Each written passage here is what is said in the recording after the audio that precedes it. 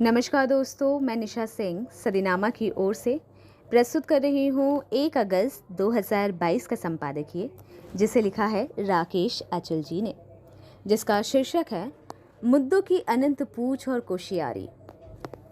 राष्ट्र के साथ मुद्दा एक विशेष महत्वपूर्ण विषय होता है।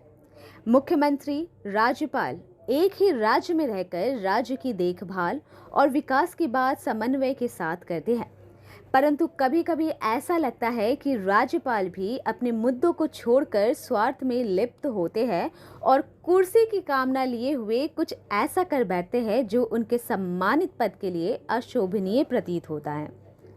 तो आइए देर ना करते हुए शुरुआत करते हैं अपने आज के संपादकीय की, जिसका शीर्षक है मुद्दों की अनंत पूछ और कोशियारी।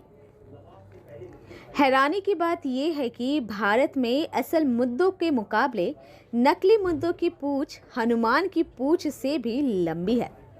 एक मुद्दा खत्म होने से पहले ही दूसरा मुद्दा अंकुरित हो जाता है।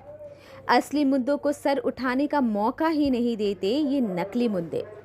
बहस के लिए नया मुद्दा महाराष्ट्र के राज्यपाल कोशियारी ने दिया है। कोशियारी के होशियारी भरे बयान के बाद अब महाराष्ट्र वाले आपस में उलझ रहे हैं। दरअसल देश में कोशियारी हो या पूर्व धनखड़, जो भी राज्यपाल बनाया जाता है, इसी तरह के बेसिर पैर के बयान देने के लिए बनाया जाता है। राज्यपाल का काम ही राज्य सरकारों को परेशान करना है। जो राज्यपाल ऐसा नहीं कर पाता उसे अयोग्य, अक्षम और नकारा माना जाता है। श्रेष्ठ राज्यपाल वो ही है जो केंद्र के इशारे पर काम करे। राज्यपाल भगत सिंह जी हैं। उन्होंने बीते दिनों कहा कि अगर महाराष्ट्र से गुजरती और राजस्थानियों को निकाल दिया जाए तो राज्य के पास कोई पैसा नहीं बचेगा। कोशियारी ने ये क्यों कहा, इसकी क्या ज़रूरत थी, ये वो ये जाने। लेकिन अब महाराष्ट्र में एक नई हलचल शुरू हो गई है। महाराष्ट्र वाले एकनाथ शिंदे और भाजपा की सरकार की अंतकथा को भूलकर होशियारी कथा में उलझ गए हैं। यहाँ तक कि सत्ताच्युत हो चुके पूर्व मुख्यमंत्री उद्धव ठाकरे भी इस मकड़ जाल में उलझ गए हैं। उद्धव ठाकरे ने राज्यपाल पर हिंदुओं को बांटने का आरोप लगाते हुए कहा कि यह टिप्पणी मराठी मानुस और मराठी गौरव का अपमान है। ठाकरे ने माफी की मांग करते हुए कहा, सरकार को तय करना चाहिए कि उन्हें घर वापस भेजा जाए या जेल। उन्होंने कहा, अब जो नए हिंदू बने हैं उन सत्ताधारी हिंदुओं से पूछना चाहता हूँ। मैं जानबूझकर ये कह रहा हूँ क्योंकि उनके अनुसार मैंने हिंदुत्व छोड़ दिया है।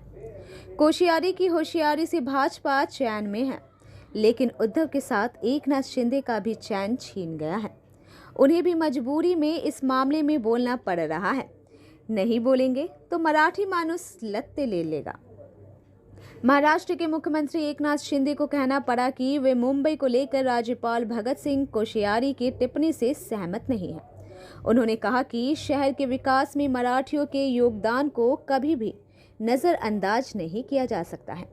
राज्यपाल एक संवैधानिक पद पर आसीन है और उन्हें अपने बयानों से किसी को भी ठेस ना पहुंचाने के प्रति सतर्क रहना चाहिए। राज्यपाल केंद्र की कठपुतली होते हैं। आप उन्हें चाबी वाला खिलौना भी कह सकते हैं। उनमें जितनी चाबी भरी जाती है वे उतना ही काम करते हैं। राज्यपाल की ये प्रवृत्ति आज की नहीं बल्कि कांग्रेस के जमाने से है। इसे किसी भी राजनीतिक दल ने बदला नहीं, क्योंकि ये सभी को मुफ्त जान पड़ती है। बंगाल के पूर्व राज्यपाल जगदीप धनखड़ को याद कीजिए। रोमेश भंडारी, भगवत दयाल शर्मा जैसे अनेक ऐसे राज्यपाल हुए जो हमेशा विवादों के केंद्र में रहे। राज्यपाल अपने राय के मुख्यमंत्री से मुठभेड़ ना ले तो उसके राज्यपाल होने का क्या अर्थ। अब सब दो तो राम नरेश यादव हो ही नहीं सकते। भगत सिंह कोशियारी संघ के अबे में पके हुए स्वयं सेवक हैं। जानते हैं कि उन्हें कब क्या कहना और करना है। उनकी होशियारी से भाजपा को जो सिद्ध करना था वो हो गया। अब एकनाथ और उद्धव आपस में खेल खेलते रहे। ये खेल कुर्सी का खेल है। ठाकरे को अब कोशियारी जी की ओर से अतीत में की गई तमाम हरकतें एक एक करके याद आ रही है। ठाकरे ने कहा, पिछले 2-3 साल में उनके जो बयान है वो देखकर ऐसा लगता है कि महाराष्ट्र के नसीब में ही ऐसे लोग क्यों आते हैं। बतौर मुख्यमंत्री में जब कोविड-19 के मामले बढ़ रहे थे, लोग मर रहे थे, मैं उस पर काम कर रहा था और इन्हें मंदिर खोलने की जल्दबाजी थी। बाद में सावित्रीबाई फुले का अपमान किया। आज महाराष्ट्र में ही मराठी मानुस का अपमान किया गया। बहरहाल लगता है कि अब कोश्यारी की महाराष्ट्र से चला-चली की बेला आ गई है। शीघ्र ही उन्हें कोई नई जिम्मेदारी सौंपी जा सकती है। वे संघ के भरोसे के आदमी हैं। आपको याद होगा कि देश में राज्यपाल का पद अनुकंपा का पद है। राजभवन हाशिए पर खड़े नेताओं के लिए पूर्णवास केंद्र की तरह होते हैं। पूरे देश के राज्यपालों की बात जरा लंबी हो जाएगी, इसलिए मैं इस किस्से को मध्य प्रदेश के आईने में आपको बता रहा हूँ। मध्य प्रदेश में अब तक 17 मुख्यमंत्री बने तो 19 राज्यपाल बनाए गए। पट्टाभी सिद्धारमैया से लेकर मंगूभाई सी पटेल तक एक से एक बुद्धिमान और एक से एक घामड़। मध्य प्रदेश ने ऐसे अनेक राज्यपाल देखे जो पहले पूर्व मुख्यमंत्री भी रह चुके थे। उन्हें झेलना आसान काम नहीं था। उदाहरण के लिए भगवत दयाल शर्मा, राम प्रकाश गुप्ता, राम नरेश यादव, आनंदीबेन पटेल, मध्य प्रदेश को लोकसभा के पूर्व अध्यक्ष बलराम जाखड़ जैसे दिग्गज भी राज्यपाल के रूप में मिले। मध्य प्रदेश के 19 में से 13 का कार्यकाल तो मुझे याद है। इनमें अनेक बेहद शालीन तो अनेक बेहद उज्जड़ राज्यपाल रहे। कुछ उच्च शिक्षा प्राप्त थे तो कुछ मिडिल पास।